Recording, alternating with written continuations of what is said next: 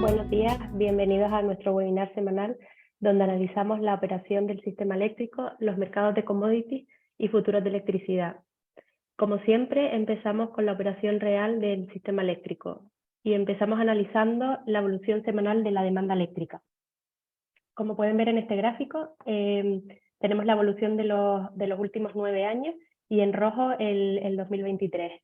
Vemos que esta semana la demanda ha aumentado con respecto a la semana anterior, en concreto un 6% y ha llegado a los 3,9 teravatios hora. Normal que haya aumentado, veníamos de la Semana Santa donde tuvimos varios días festivos y vimos que había bajado considerablemente la demanda. Esta demanda subió y se encuentra por debajo de los niveles de los últimos años, a excepción del 2020, donde estábamos en pleno confinamiento.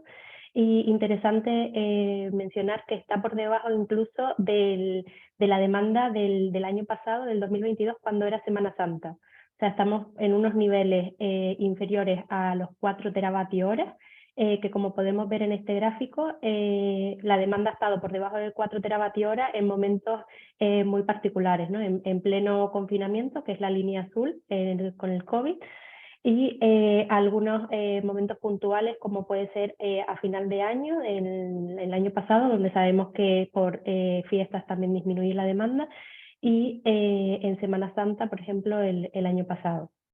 Son unos niveles muy bajos. Esperamos que esta demanda en las próximas semanas pueda aumentar ligeramente, en concreto porque esta semana que estamos analizando, el lunes, también fue festivo en algunas comunidades autónomas y por eso la demanda ha sido a lo mejor un poco inferior a lo que se espera la semana que viene, pero con la tendencia, ¿no?, que llevamos observando de estar por debajo de la demanda de los últimos años. Especialmente por el incremento del autoconsumo, de la generación distribuida que estamos viviendo aquí en España, que sabemos que bueno, tiene un impacto directo sobre la demanda, disminuyéndola, y lo seguiremos observando en las próximas semanas. Si pasamos ahora a analizar los precios, a pesar de que la demanda aumentó, el precio bajó y se situó en los 48 euros el megavatio hora. Es la segunda vez en el año que tenemos precios por debajo de 50.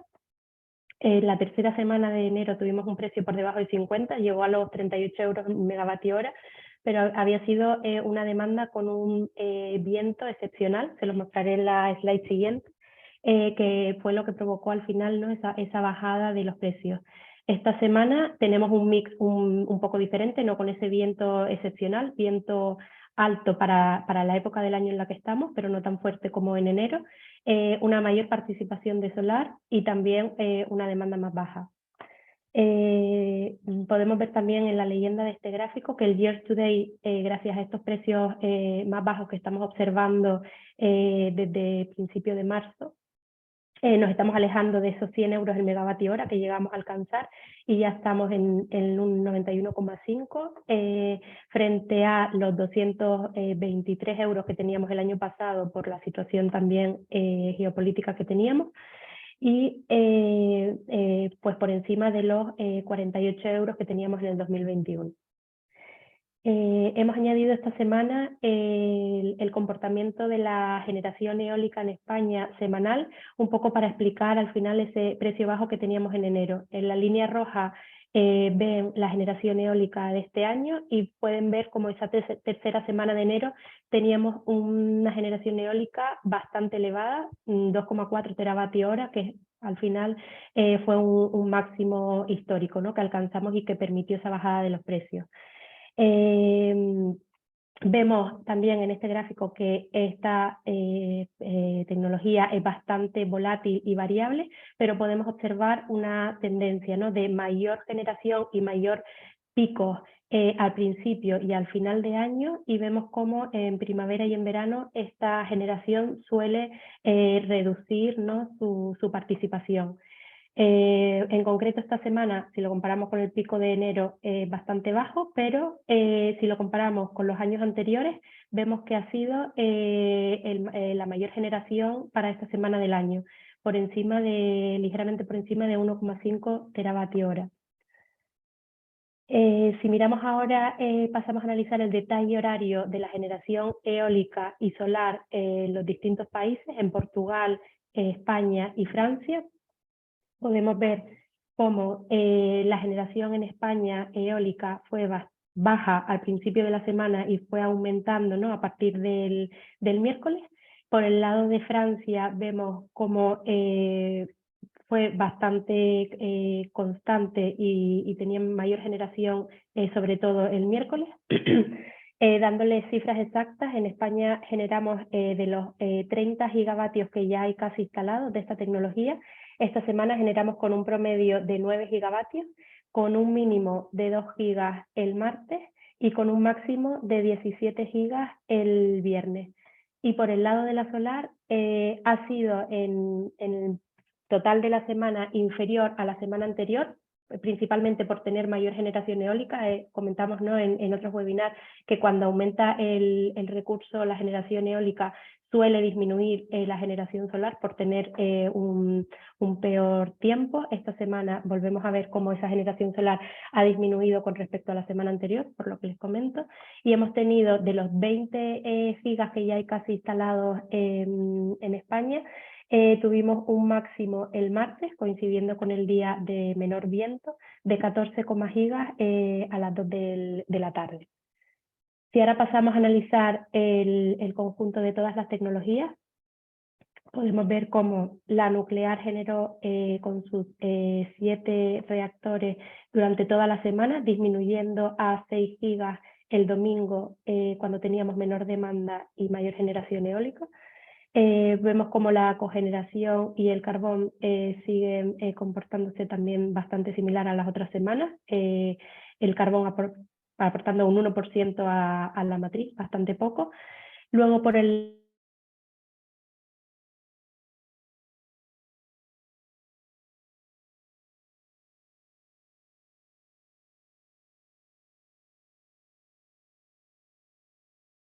han representado el mismo porcentaje en el mix, un 7%, pero sin embargo el gas generaba en base y la hidro en los picos de la mañana y la noche, permitiendo mayor flexibilidad al sistema, ¿no? Y también vemos en este gráfico cómo durante las horas solares aprovechó para bombear cuando teníamos los precios más bajos. Por el lado de los intercambios, empezamos la semana importando desde Francia, ahora lo vamos a ver en el siguiente gráfico, y cuando aumentó la generación eólica, coincidiendo con ese aumento, empezamos a exportar a España y a Francia y a Portugal. Luego quería también comentarles que la solar fotovoltaica esta semana vuelve a ser la tercera protagonista del mix, con un 17% en el mix. Es un porcentaje relevante, ¿no?, y que vemos que va a seguir aumentando en las próximas semanas. Quería compartirlo con ustedes.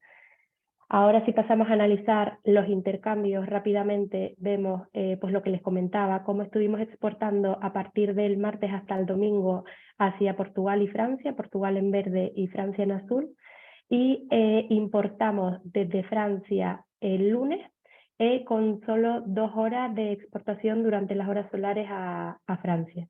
Y esto pues se refleja directamente en los precios, donde podemos ver pues que hemos tenido en España unos precios en general por debajo de Francia, ¿no? A partir del martes, cuando comenzábamos a hacer esas exportaciones. Al final aquí lo que vemos es que hay una saturación en la línea que no permite exportar toda esta generación renovable hacia el resto de Europa, y cae el precio durante las horas solares en España, mientras que se mantienen altos en Francia. Interesante el lunes, donde hicimos importaciones y exportaciones y teníamos también, que no les comenté, una demanda baja, ¿no?, por el feriado en algunas comunidades autónomas. Pues ese día cayó también el precio a 0 en Francia, cosa que no ocurrió el resto de los días. Otra cosa, otro fenómeno que estamos viendo en las últimas semanas es que nos estamos desacoplando con Portugal en las horas solares. Portugal consigue unos precios superiores en las horas de la mañana, mientras que en España están cayendo. Y también comentarles que el mecanismo del gas por 7ª semana consecutiva ha estado desactivado. Y lo último, precios negativos en los mercados intradiarios el domingo. Otra situación que llevamos observando domingos particulares en lo que va de año y esta semana vuelven a ocurrir. Esto era todo por mi parte. Te dejo, Adrián, que continúe. Muchas gracias, María. Buenos días a todos. Bueno, pues tenemos una situación que sigue siendo parecida a las de las semanas anteriores, pero en este caso no ha habido estos picos que sí hemos tenido en semanas pasadas, ante perspectivas, por ejemplo, de unas temperaturas algo más bajas de lo que es la media para esta época del año. La semana pasada pues ya vimos que los precios empezaron cayendo y así continuaron toda la semana perdiendo poco. Fijaros, la volatilidad es muy reducida. Hemos tenido rangos de movimiento, pues ya digo, que no se han visto alterados por estas velas verdes que hemos visto o rojas que hemos visto las semanas pasadas. Ha sido una semana con muy poca volatilidad y esos descensos consecutivos de los 5 días pues ha llevado al contrato del mes siguiente a perder un 4,6% y cerrar en 41,15 euros megavatio hora la semana. Bueno, pues volvemos a estar enfrentándonos a esas resistencias que hay en los 40 bajos, pues porque tenemos unos niveles de almacenamiento ahora mismo en el 56%, que además se han alcanzado 11 semanas antes que el año pasado. En el caso, por ejemplo, esto es para Europa, pero si nos fijamos en Alemania sería 15 semanas antes y en España 18. En nuestro país ya estamos con los tanques en más de un 85% de su nivel, ¿no? Entonces, bueno, pues pese a que decíamos la semana pasada que los ritmos de llenado eran más bajos que en años anteriores y significativamente más bajos porque también hemos tenido unas temperaturas algo más bajas de la media estas últimas semanas.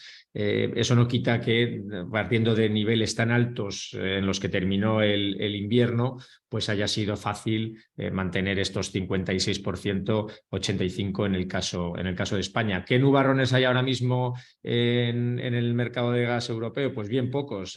Tenemos todavía coleando las huelgas francesas que han hecho que parte de los envíos que estaban planeados para ese país pues tuvieran que derivarse a otros, por ejemplo a Inglaterra, y esto ha hecho que se retrasara algo la llegada de esos metaneros, pero ya se han retomado, la semana pasada se retomaron las actividades en 2 plantas francesas por un total de 11,5 BCM anuales. Esta semana se espera que 10 BCM anuales también más empiecen en operación y todavía quedarían los 13 de Dunkerque que pues está costando algo más, ¿no? Terminar ahí o empezar los trabajos porque las huelgas continúan. El nubarrón también, nubarrón, algo ya esperado, que son las paradas por mantenimiento en las plantas noruegas, pues van a afectar al envío de ese país al resto del continente. De momento están enviando alrededor de 310, pues también hay alguna parada inesperada en York, y esto está afectando en 5 millones de metros cúbicos al día. El total de las paradas pues estará entre los 50 y los 100, pero ya digo, con una situación de poca tensión por poca necesidad, también porque el JKM sigue deprimido por debajo de alrededor de los 12 dólares por millón de BTU, y esto no está todavía sirviendo para que se reactive la demanda china, que algunos analistas estiman que no ocurrirá hasta que baje de los 10 dólares por millón de BTU, es decir, en el entorno de los 30 euros megavatio hora, si lo pasamos al nivel que nosotros o a las magnitudes que nosotros manejamos. Pues bueno, hasta que no llegue esos 30 euros megavatio hora no se reactivará la demanda china y esto hace que la situación sea confortable todavía, ¿no? Entonces, bueno, pues tendencia a la baja, ya digo, yo creo que va a ser cuestión de días que veamos precios por debajo de los 40 euros megavatio hora. ¿Qué pasó con el CO2? Pues también una semana bajista, decíamos la semana pasada que estaba enfrentándose a resistencias por encima de los 97,5, intentó el martes y el miércoles, fue una semana de 4 días porque el lunes fue festivo en los mercados financieros, intentó el martes y el miércoles superar los 98,50, pero ahí se quedó. Y el comienzo de alguna subasta bajista tiró los precios para abajo de forma importante hasta los 93,10 euros por tonelada, cerró perdiendo un 2,92 en 93,84 euros tonelada. Ahí el viernes hubo una semana alcista, o sea, las subastas bajistas fueron miércoles y jueves, alcista fue el viernes y eso sirvió para, digamos, reforzar el soporte que estaba marcando en los 93. Esta semana se ha roto ese soporte, el bueno está en 92 bajos, y ahí sí que los precios parece que están rebotando y todo está en una situación de esperar y ver, porque ahora mismo se ha entregado ya más del 60% de los certificados gratuitos. Estamos a la espera de la votación en el Parlamento Europeo sobre las reformas del Sistema Europeo de Emisiones. Se va a incluir la votación sobre el impuesto en frontera y sobre la inclusión de la navegación y el transporte, bueno, el transporte marítimo, navegación y transporte por carretera en el Sistema Europeo de Emisiones, y esto, aunque no se espera ninguna sorpresa, pues tiene al mercado también algo prudente, ¿no? Entonces, bueno, vamos a ver si los participantes del mercado piensan que todavía hay algo más de compras por cumplimiento. Ya digo que la fecha límite es el 30 de abril y por lo tanto todavía quedan días para que esas compras se realicen. Vamos a ver la esperanza o la expectativa que tiene el mercado en que esas compras se ocurran y por lo tanto el precio podría subir hasta estos entornos de los 98 aproximadamente. De no aparecer esa demanda, y ahora mismo durante el día, no en las subastas de primario, pero sí durante el día, la demanda está siendo, o el volumen está siendo muy bajo. Bueno, pues si no apareciera esa demanda, desde luego los precios ya tendrían vía libre para caer, que es lo que nosotros esperamos que vaya a pasar en el medio plazo, hasta niveles por debajo claramente de los 90 y más en el entorno de los 80 bajos.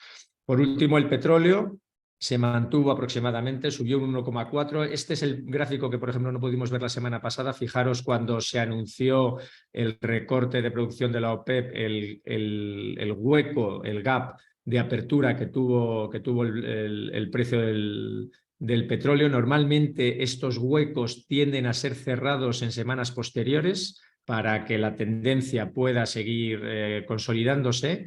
Pero bueno, de momento el petróleo aguanta bien por encima por el entorno de los $85 barril. Ayer, la semana pasada ya también se estaba diciendo, el Departamento del Tesoro de Estados Unidos estaba avisando de que se estaban incumpliendo los límites en los $60 por barril para el petróleo ruso. Y por lo tanto, bueno, pues también hay que ver qué está pasando con las sanciones a ese país. Desde luego que ahora mismo los precios están cómodamente instalados en los 85. Ayer salió un dato chino sobre refinería en ese país, que habían hecho un volumen que no se veía en las últimas semanas. Vamos a ver si ese refino tiene salida fácil o no.